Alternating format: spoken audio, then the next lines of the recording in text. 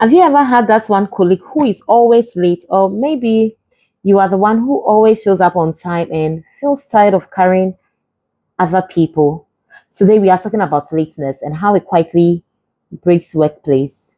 Welcome back to the HR space with Lillian, a place where we break down workplace issues into simple human language. I am Lillian, a certified PHRI specialist, and today we are talking about something very small but causes big tension at work: tardiness.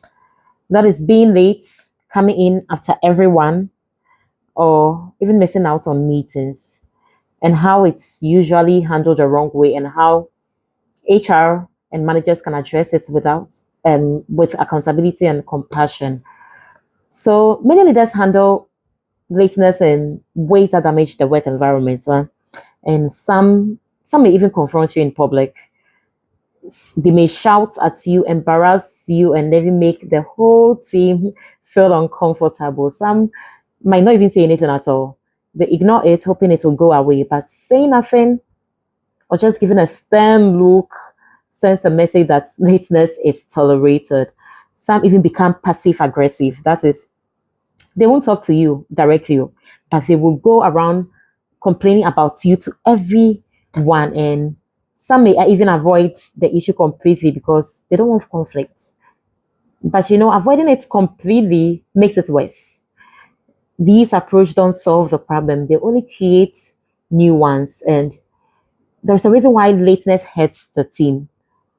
There's a reason why it hurts organization. So my lecturer always says this: the only time people adhere to instructions is when they know the consequences of their inaction. So let them know why lateness is affecting the team or the organization.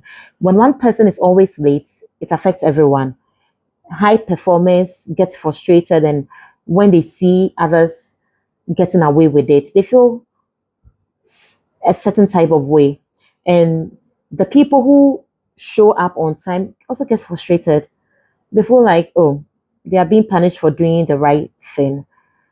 High performance sometimes starts to feel like bad behavior is being tolerated or rewarded in the organization. And that's when good employees mentally check out or begin to leave the organization. And for manager, it creates a trust problem because you can't rely on someone to be on time. If you can't rely on them, then you start to question every other thing else. And for the employee who is always late, it slowly damages your reputation because punctuality signals commitment and responsibility. And people stop seeing you as a reliable person, even if you are good at your job.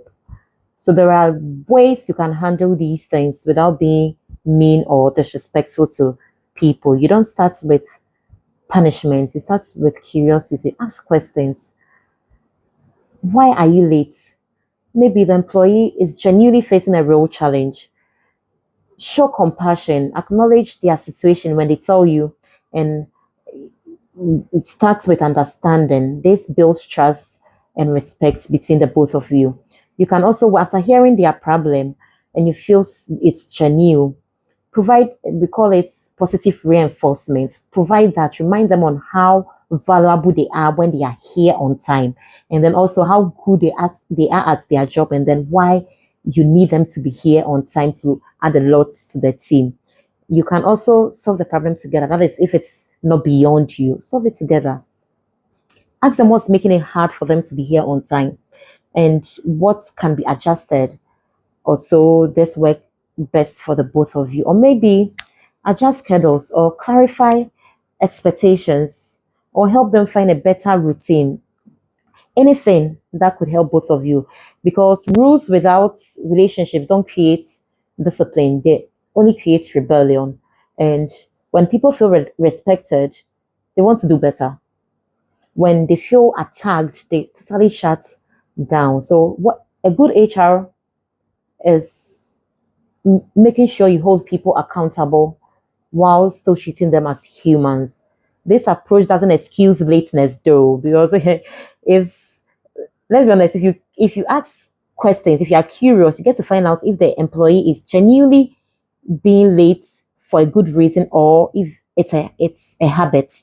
If it's a habit, those of you who has made it a habit, try to stop, because it's not good for you neither is it good for the organization. So this addresses it in a way that strengthens the team.